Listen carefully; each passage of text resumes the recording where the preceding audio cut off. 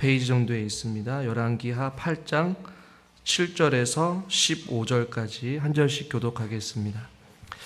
엘리사가 다메섹에 갔을 때에 아람 왕 베나닷이 병들었더니 왕에게 들리기를 이르되 하나님의 사람이 여기 이르렀나이다 하니 왕이 하사엘에게 이르되 너는 손에 예물을 가지고 가서 하나님의 사람을 맞이하고 내가 이 병에서 살아나겠는지 그를 통하여 여호와께 물으라.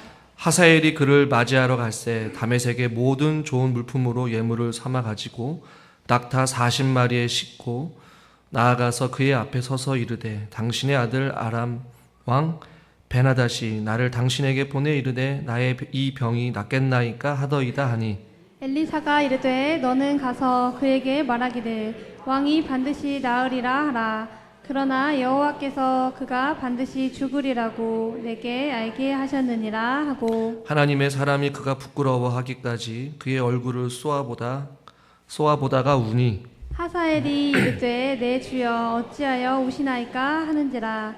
대답하되 내가 이스라엘 자손에게 행할 모든 악을 내가 알미라. 내가 그들의 성에 불을 지르며 장정을 칼로 죽이며 어린아이를 맺히며 아이뱀 부녀를 가르리라 하니 하사엘이 이르되 당신의 개같은 종이 무엇이기에 이런 큰 일을 행하리오까 하더라. 엘리사가 대답하되 여호와께서 내가 아람 왕이 될 것을 내게 알게 하셨느니라 하더라. 그가 엘리사를 떠나가서 그의 주인에게 나아가니 왕이 그에게 묻되 엘리사가 내게 무슨 말을 하더냐 하니 대답하되 그가 내게 이르기를 왕이 반드시 살아나시리이다 하더이다 하더라. 그 이튿날에 하사엘이 이불을 물에 적시어 왕의 얼굴에 덮음에 왕이 죽은지라. 그가 대신하여 왕이 되니라. 아멘. 주일 오전 예배에 나오신 여러분들 환영하고 축복합니다. 우리 서로 인사합시다. 환영합니다. 축복합니다. 네. 한 주간 동안 잘 지내셨습니까? 네. 나라가 좀 어지럽고 사건들로 인하여서 참 어수선한 상황 가운데 하루하루 살아가는 것이 하나님의 은혜인 줄 믿습니다. 우리의 삶은 결코 우연이 아니고 또 우리의 만남도 결코 우연이 아님을 우리는 말씀을 통해 하루하루의 삶 속에 깨달아 알게 됩니다. 우리의 삶을 이끄시고 우리의 삶을 인도하시고 하나님의 선하신 계획하심과 뜻하심 속에 각자가 매일매일 반복되는 순간 일상을 살아가지만 그 가운데서도 하나님은 세밀하고도 섬세하게 여러분의 삶을 붙잡고 계시고 하나님께서 가장 좋은 길로 인도하여 주실 줄 믿습니다. 우리는 그것을 계속해서 말씀을 통해 나누고 있어요. 그리고 제가 이 엘리사를 꽤 오랫동안 주일날 말씀을 나누는 이유는 엘리사의 삶은 늘 언제나 기적과 같은 삶을 살아갔습니다. 그리고 예수님 다음으로 성경 인물 중에 가장 많은 어떠한 하나님의 기적을 행하심을 경험한 사람 중에 한 사람이 바로 이 엘리사예요. 날마다 새 일을 행하시는 그 하나님의 은혜를 기대하며 오늘 이 말씀을 또 나누고 있습니다. 오늘 우리가 읽은 본문 7절 말씀 가운데 엘리사는 이스라엘을 벗어나서 다메섹이라는 아람의 수도 한복판으로 지금 엘리사가 가고 있습니다. 어떻게 보면 사자굴로 원수의 나라로 지금 들어가고 있는 것이죠. 성경은 왜 엘리사가 그것도 자기 고국에 있지 아니하고 이방 나라인 아람 국가의 수도인 다메섹 한 복판으로 하나님께서 그를 가게 하셨을까? 우리는 이 본문만을 보고서는 엘리사가 왜 다메섹으로 갔는지 전혀 이해가 안 될 겁니다. 그러나 우리가 말씀을 조금 더 생각해보고 뒤로 돌아가 보면 왜 엘리사가 다메섹으로 갔는지 그리고 오늘 왜 본문에서 하사엘을 만나게 되었는지를 우리는 깨달아 알게 돼요. 엘리야가 먼저 받은 소명이 있었습니다. 열왕기상 19장 15절 16절을 보면 여호와께서 그에게 이르시되, 이것은 엘리야에게 말한 겁니다. 너는 내 길을 돌이켜 광야를 통하여 다메섹에 가서 이르거든 하사엘에게 기름을 부어 아람의 왕이 되게 하고 16절 너는 또 님시의 아들 예후에게 기름을 부어 이스라엘의 왕이 되게 하고 또 엘리사에게 기름을 부어 너를 대신하여 선지자가 되게 하라. 엘리야에게 하나님께서 주신 사명이었습니다. 그런데 이 세 가지의 사명, 엘리사에게 기름을 붓고 또 하사엘에게 기름을 붓고 예후에게 기름을 부어 왕이 되게 하는 이 세 가지의 소명을 중에서 엘리야가 한 것은 무엇이었을까요? 엘리사에게 자기 대신하여서 선지자의 사명을 받게 하고 엘리야는 하늘로 승천했습니다. 그러니 엘리야가 받은 소명 중에서 이루어지지 않은 것 두 가지가 있었는데 그 두 가지 하나가 바로 다메섹에 가서 하사엘에게 기름을 붓고 아람 왕이 되게 하는 것, 그리고 예후에게 기름을 부어 이스라엘 왕이 되게 하는 것을 이번 주와 다음 주에 살펴보려고 해요. 그러니까 즉 지금 오늘 엘리사가 갑자기 오늘 본문에서 아람 왕의 수도인 다메섹으로 갑자기 적진의 한 복판으로 들어가게 된 것은 하나님의 뜻이 있었고 드디어 이제 하사엘을 통하여서 아람에게 왕이 되게 하려는 하나님의 계획이 있었기 때문에 하나님께서 엘리야를 다메섹으로 보내신 것이에요. 그러니까 마찬가지로 우리의 삶 속에서도 갑자기 우리에게 어떤 순종을 요구하시거나 누군가를 만나게 하시거나 또 어떠한 반복되는 일상 가운데서도 우리에게 이루어지는 모든 일들은 우리의 계획대로 되는 것이 아니라 하나님의 선하신 뜻과 하나님의 인도하심 속에 우리의 삶이 이루어지고 있음을 우리는 잊지 말아야 하는 것이에요. 오늘 이 자리에 나온 저와 여러분들도 하나님의 선하신 계획과 인도하심 속에 살아감을 여러분 믿으시기를 바랍니다. 엘리사가 다메섹으로 갔단 말이에요. 그런데 베나닷이라는 왕이 있습니다. 병이 들었다라고 성경은 말씀하고 있어요. 누구나 병에 걸릴 수가 있습니다. 병에 걸리면요, 사람의 의지가 좀 약해져요. 베나닷이 어떤 사람이었냐? 과거에 엘리사를 생포하라고 명령했던 왕이었습니다. 병이 들다 보니 소문이 났을 거 아니에요? 그것도 어떠한 아람 국가의 한 모퉁이가 아니라 외진 곳이 아니라 다메섹이라는 수도에 하나님의 사람 엘리사가 왔으니 원수 국가에 있는 엘리사가 왔으니 많은 사람들에게 소문이 났단 말이에요. 왕의 귀에까지 들려간 거예요. 그러나 베나닷은 과거와 달리 하사엘에게 명령을 내립니다. 어떤 명령을 내리느냐? 하나님 사람을 맞이해라. 엘리사를 찾아가서 8절에 보니까 내가 이 병에서 살아나겠는지 그를 통하여 여호와께 좀 물어봐 달라라고 이야기하는 거예요. 여러분 이해가 되십니까? 그동안 엘리사를 생포하라고 명령을 했던 이방 나라의 왕이었습니다. 그리고 이 베나닷은 몸이 아프지 않고 건강했을 때에는 림몬의 신당에 가서 절을 하면서 우상을 섬겼던 한 나라의 왕이었단 말이에요.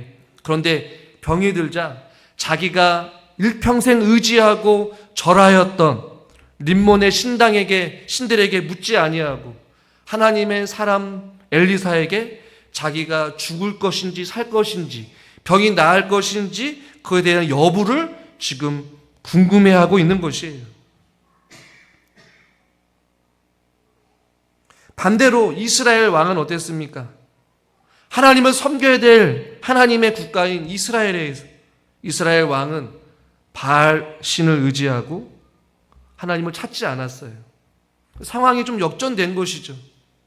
하나님을 섬기는 나라의 왕은 하나님을 섬기지 아니하고 우상을 섬겼고 우상을 섬겼던 나라의 왕은 인생의 말년에 질병의 고통에 들어서 아팠을 때에 우상이 아닌 하나님을 찾고 있는 이 황당한 일들을 우리는 지금 보게 되는 거예요.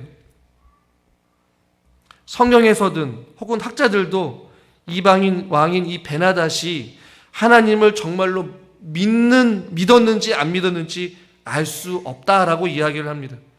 본문을 통해서 우리는 알 수가 없어요. 하나님을 향한 어떤 우리가 믿고 있는 절대적인 신앙을 가지고 엘리사에게 물었는지 알 수는 없습니다. 그러나 우리는 추측해 볼 수가 있죠. 그동안 베나닷의 인생을 보려면 그는 하나님을 믿지 않았어요. 그러나 죽음이라는 그 고통 앞에서 신락 같은 희망을 가지고 살기 위해 지금 몸부림치고 있는 것이에요. 그래서 하사엘을 통하여서 엘리사를 찾아가라고 하는 것이에요. 오늘 이 장면을 통해서 우리는 한 가지를 좀 생각해 보기를 원합니다. 이방인 나라인 베나닷도 죽음 앞에서는 어떤 절대적인 신이라고 믿는 하나님을 찾고 있어요. 신락 같은 희망을 가지고 자기 죽고 사는 문제를 가지고 어떠한 신의 존재를 찾고 있는 이 베나닷의 모습을 우리는 보기를 원합니다. 여러분들이 살아가는 순간순간마다 여러분들은 누구를 믿고 누구를 의지하며 살아가고 계십니까? 하나님을 믿고 하나님을 의지하며 살아가는 줄 믿습니다. 할렐루야. 그런데 우리의 삶이 어때요? 형통할 때 하나님을 잘 찾는 분들이 계십니다. 형통할 때에도, 힘들 때에도, 고통의 날에도. 그러나 반대로 형통할 때는 하나님을 조금 잊고 살 때가 있어요. 그러나 고통의 날이 찾아오면 또 정신을 차려서 하나님을 찾는 경우들도 있어요. 자신의 문제를 가지고, 자기의 질병을 가지고, 자기 사업을 문제를 가지고, 자녀의 문제를 가지고 어려운 일이 생길 때마다 하나님께 나아가는 자들이 있어요. 여러분, 어떤 분들은 늘 언제나 하나님을 의지하며 살아가는 자들이 있고, 또 반대로 어떤 분들은 형통할 때에는 하나님을 잊고 살아가다가 문제가 닥치고 어려움이 몰려오고 환난이 찾아오고 두려움이 찾아올 때에 그제서야 하나님을 찾는 사람들이 있어요. 여러분, 전자가 되길 원합니까? 후자가 되길 원합니까? 정신 바짝 차리셔야 돼요.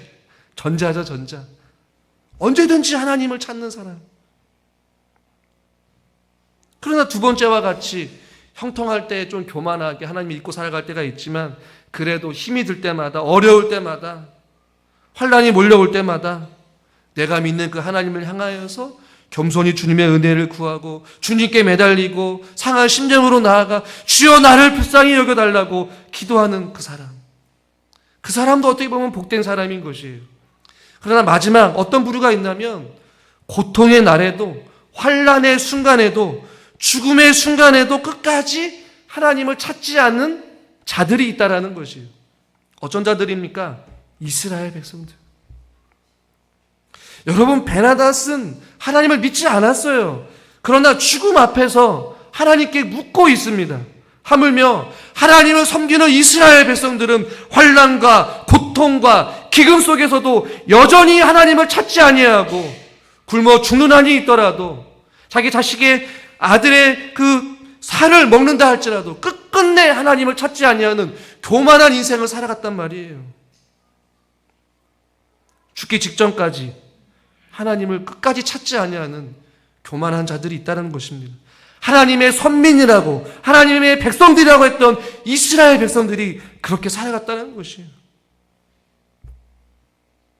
이 베나단의 모습, 단순히 하나님을 믿고 안 믿고의 문제가 아니라 믿음이 없는 자들조차도 죽음이라는 공포 앞에서 하나님께 나아가 내가 과연 살 수 있는지 없는지를 물으라고 했던 그 질문의 내용에는 어떤 마음이 담겨져 있는 거예요? 살고 싶다라는 것이죠. 내가 하나님을 알지 못하지만, 하나님의 존재를 확신할 수는 없지만 어떻다라는 것이에요? 베나닷은 살고 싶다라는 것이에요. 그 하나님에 묻고 싶다라는 것이에요. 하물며 사랑하는 성도 여러분, 이 자리에 나와서 우리가 하나님을 예배하고 하나님의 존재를 인정하고 예수가 우리의 구원자이심을 믿는 하나님의 사람들이라면, 우리는 매 순간순간마다 누구를 바라봐야 됩니까? 누구를 바라봐야 돼요? 하나님을. 누구를 의지해야 됩니까? 누구를 소망해야 됩니까? 누구를 갈망해야 됩니까? 왜 이렇게 시원찮아요? 하나님을. 우린 곧 죽어도 하나님인 거예요. 할렐루야. 그런 믿음이 있어야 되는 것이에요. 하나님을 모르는 자들도 죽음 앞에서는 하나님을 찾는데 얼마나 교만하고 폐역했으면 이스라엘 백성들은 하나님을 찾지 않아요. 사랑하는 성도 여러분, 우리는 하나님을 의지해야 합니다. 하나님을 붙잡아야 합니다. 우리의 유일한 소망은 우리 하나님 한 분뿐임을 잊지 마시기를 주님의 이름으로 축원합니다. 오늘 예배를 드릴 수 있으면 여러분 감사합시다. 그래서 하사엘이 이제 그 명령을 따라 엘리사에게 나갑니다. 낙타 40마리의 모든 좋은 물품들을 담아요. 어마어마한 양을 가지고 엘리사에게로 나아갑니다. 그리고 묻습니다. 이 병이 낫겠습니까? 라고 묻어요. 9절 하반절에 보니까 엘리사가 뭐라고 말합니까? 10절 말씀을 같이 한번 읽겠습니다. 10절입니다. 엘리사가 이르되 너는 가서 그에게 말하기를 왕이 반드시 나으리라 하라. 그러나 여호와께서 그가 반드시 죽으리라고 내게 알게 하셨느니라 하고. 이게 살겠다는 거예요? 죽겠다는 거예요? 에? 하나님께서 살리시겠다는 거예요? 죽이시겠다는 거예요? 애매하죠. 베나닷은 병이 낫습니다. 그러나 반드시 죽으리라고 하나님께서 엘리사에게 알려주셨어요. 근데 어떻게 죽는지는 말하지 않았습니다. 그러나 하나님의 엘리사를 통해서 모든 것을 보여주셨어요. 그리고 뭐라고 말합니까? 10절 하반절에 여호와께서 그가 반드시 죽으리라고 내게 알게 하셨느니라. 왕에게는 너가 반드시 나을 것이다 라고 말해라. 그러나 나는 알고 있다라는 것이죠. 그러면서 엘리사가 독특한 행동을 합니다. 11절 말씀을 같이 한번 읽죠. 하나님의 사람이 그가 부끄러워하기까지 그의 얼굴을 쏘아보다가 오니. 그가 부끄러워하기까지 그의 얼굴, 여기서 말하는 그의 얼굴은 누구의 얼굴일까요? 하사엘을 보면서 얼굴을 쏘아보면서 갑자기 울기 시작합니다. 여러분 왜 울까요? 그리고 12절에 하사엘이 질문합니다. 내 주에 어찌하여 갑자기 웁니까? 그러자 엘리사가 12절에 대답합니다. 내가 이스라엘 자손에게 행할 모든 악을 내가 알미라. 내가 그들의 성에 불을 지르며 장정을 칼로 죽이며 어린아이를 맺히며 아이를 뵌 부녀를 가르치는 극악무도한 잔인한 너의 그 모습을 하나님께서 말씀해 주셨다. 그러니 지금 엘리사가 그것을 보면서 얼굴을 쏘아보면서 울기 시작한 거예요. 그가 앞으로 저지르게 될 악행들과 그의 손에 죽게 될 하나님의 이스라엘 백성들을 생각하니 지금 엘리사는 견딜 수 없는 마음의 고통과 눈물이 흐르고 있는 것이. 하나님을 알지 못하는 이방인의 왕조차도 자기의 죽고 사는 여부를 하나님을 찾고 있는데 여전히 고국에 있는 이스라엘 백성들은 기근 속에 있음에도 불구하고 여전히 우상을 섬기며 하나님을 찾지 아니하는 그런 극악무도한 폐역한 이스라엘 백성들. 그러나 저 이방인이라는 하사엘의 손을 통하여서 어린 아이들과 아이를 뵌 부녀들까지 다 죽임을 당하게 되는 그 비참한 하나님의 심판을 엘리사가 보고 견딜 수 없는 마음 가운데 하사엘의 얼굴을 보고 지금 하염없이 울고 있는 엘리사의 모습을 우리는 보고 있는 것이 안타까운 것이죠. 여러분 엘리사의 심정이 여러분 이해가 되십니까? 이해가 안 되는 것이죠. 하나님을 찾아야 될 사람들은 이스라엘 백성들인데 이방인의 나라 왕 베나닷만이 하나님 앞에 자기가 죽고 살고 있는 여부를 묻고 있으니 말이죠. 엘리사의 눈물, 성경에 보면 눈물의 선지자 예레미야가 나오고 있습니다. 예레미야도 예루살렘을 보면서 이런 이야기를 해요. 예레미야 9장 11절 말씀 같이 한번 읽죠. 어찌하면 내 머리는 물이 되고 내 눈은 눈물 근원이 됐고 죽음을 당한 딸 내 백성을 위하여 주야로 울리로다. 폐역한 이스라엘 백성들을 보니까 죽임을 당할 그 이스라엘 백성들을 주야로 울고 있는 예레미야 선지자를 발견하게 돼요. 또 13장 17절 같이 한번 읽죠. 너희가 이를 듣지 아니하면 나의 심령이 너희 교만으로 말미암아 은밀한 곳에서 울 것이며 여호와의 양떼가 사로잡힘으로 말미암아 눈물을 흘려 통곡하리라. 포로로 끌려가게 되는 이스라엘 백성들, 여전히 하나님의 말씀을 듣지 아니하고 교만으로 말미암아 사로잡힘을 당하게 되는 그 이스라엘 백성들을 보면서 예레미야 선지자도 하염없이 우는 것이, 아무리 외쳐도 듣지 않고 있는 이스라엘 백성들을 향해 울고 있는 것이죠. 불쌍한 영혼들을 위해서. 엘리사가 흐르는 눈물과 예레미야가 흐르는 눈물은 동일한 눈물이에요. 우리 예수님은 어떻습니까? 이스라엘 하나님의 심판 후에 예루살렘의 성전이 무너질 그 날을 내다보셨고 고통받는 자들을 돌아보시면서 우셨다. 누가복음 19장 41절 가까이 오사 성을 보시며 우시매. 곧 멸망하게 될 예루살렘 성전을 향해 울고 계신 예수님의 모습을 발견하게 돼요. 히브리서 5장 7절 말씀도 같이 한번 읽죠. 그는 육체에 계실 때 자기를 죽음에서 능히 구원하실 이에게 심한 통곡과 눈물로 간구와 소원을 올렸고 그의 경건하심으로 말미암아 들으심을 얻었느니라. 아멘. 하나님 앞에 심한 통곡과 눈물로 간구와 소원을, 누구를 위한 기도일까요? 십자가사의 죽으심에서 자기 자신을 위해서도 기도했지만 죽어있는 허물과 죄로 사망의 그늘에 앉아있는 우리들을 위해 주님께서는 마지막 십자가의 죽으심을 앞두고도 심한 통곡과 눈물로 사셨다라는 것이에요. 그 눈물이 하나님을 믿는 저와 여러분들에게도 맺혀야 될 줄 믿습니다.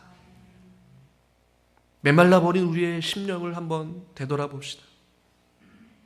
아시아 7교회 가운데 라오디아 교회, 미지근하여 뜨겁지도 아니하고 차지도 아니하였다라고 책망받는 교회입니다. 예수님께서는 마태복음 24장에 보니까 불법이 성함으로 많은 사람의 사랑이 식었다라고 말씀하고 있어요. 이 말씀을 준비하면서 엘리사의 흐르는 눈물, 예레미가 흘렸던 눈물, 예수님이 우리를 위해 흘렸던 그 눈물이 목회자인 저에게도 있냐라는 질문을 던져봤습니다. 여러분, 우리는 무엇 때문에 울고 있습니까? 아니, 우리의 눈물이 메말라 있었다면 우리는 주님 앞에 회개해야 될 줄 믿습니다. 비난과 정죄보다 심판의 고통 속에 신음하는 자들을 위해 우리는 애통의 눈물을 가져야 합니다. 세상의 부조리를 보고 비판하고 정죄만 하는 것이 아니에요. 우리는 교회를 위해 기도해야 되고 이 나라와 이 민족을 위해 기도해야 될 줄 믿습니다. 정치인들을 비판할 이유가 없어요.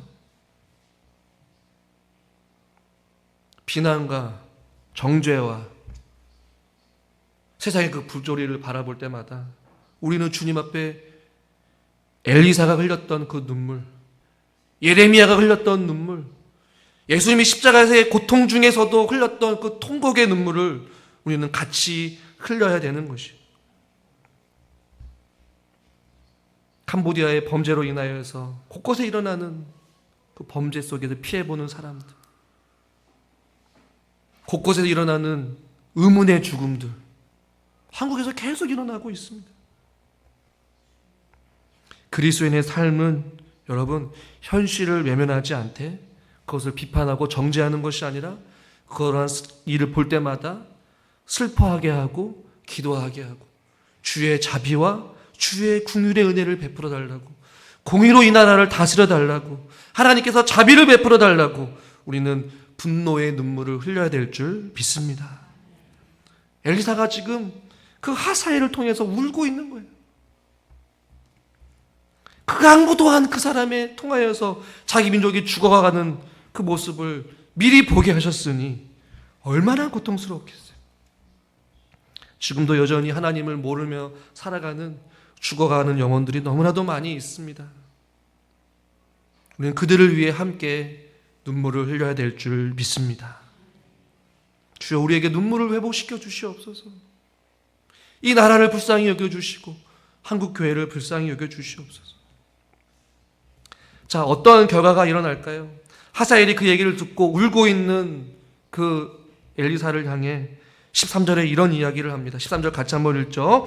하사엘이 이르되 당신의 개 같은 종이 무엇이기에 이런 큰 일을 행하오리까 하더라. 엘리사가 대답하되 여호와께서 내가 아람 왕이 될 것을 내게 알게 하셨느니라 하더라. 엘리사가 노골적으로 이야기합니다. 하나님께서 당신이 왕이 될 것을 나에게 알려주셨다. 당신은 확실히 왕이 될 겁니다. 라는 이야기를 해요. 근데 그 전에 하사엘이 뭐렇게 이야기합니까? 당신의 개 같은 종이 무엇이기에 이런 큰 일을 행하리오리까?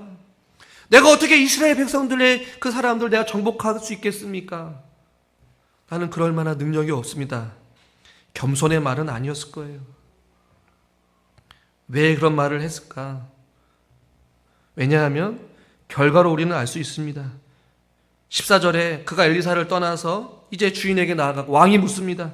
뭐라고 이야기하느냐? 엘리사가 뭐라고 얘기하느냐? 왕이여 그가 내게 이르기를 왕은 반드시 살아날 것입니다 라고 이야기를 해요. 그러나 15절을 보십시오. 우리 같이 한번 읽겠습니다. 그 이튿날에 하사엘이 이불을 물에 적시어 왕의 얼굴에 덮음에 왕이 죽은지라 그가 대신하여 왕이 되니라. 엘리사의 말대로 됩니다. 엘리사를 통하여서 하나님께서 말씀이 그대로 성취되는 것이 아니 엘리사 전에 엘리야에게 하신 말씀이 지금 이루어지고 있는 거예요. 열왕기상 19장에서 말했던 15장에서 말했던 그 말씀의 예언이 지금 이 순간에 이루어지고 있는 것이죠. 이것을 통해 우리는 몇 가지를 마지막으로 살펴보려고 하는데 무엇이냐면 하나는 그것입니다. 하나님께서는요, 한 나라의 운명도 주관하시고 또 한 나라의 흥망성쇠도 다스리시고 한 사람의 개인의 생명도 모든 것이 다 하나님 손에 달려있음을 우리는 성경을 통해 깨달아 알게 됩니다. 역사를 주관하시는 하나님이신 것이에요. 한 사람의 개인에 의해서 나라가 흥망성쇠를 감안하는 것이 아니라 하나님께서 모든 것을 주관하시는 것이에요. 나라를 세우는 것도 한 나라의 왕을 세우는 것도 한 사람의 목숨을 살리고 죽이는 것도 하나님께서 허락하지 않으면 안 되는 것이에요. 하나님은 아람 왕 그리고 하사엘을 통하여서 이스라엘을 심판의 도구로 사용하시기 위해 이런 사건을 지금 계획하고 있는 것이에요. 모든 것이 하나님 손에 달려 있어요. 우리의 목숨도 우리의 가정도 우리의 자녀도 말이죠. 그러므로 우리의 삶을 하나님께 내어 맡깁시다. 그리고 하나님 이 나라를 우리 가정을 우리 교회를 하나님께 친히 다스려 주시옵소서. 모든 것이 하나님 손에 달려 있습니다. 역사를 주관하시는 하나님이신 것이에요. 또 하나 우리가 살펴볼 것은 무엇이냐면요. 한번 따라하겠습니다. 우리 안에 하사엘을 경계합시다.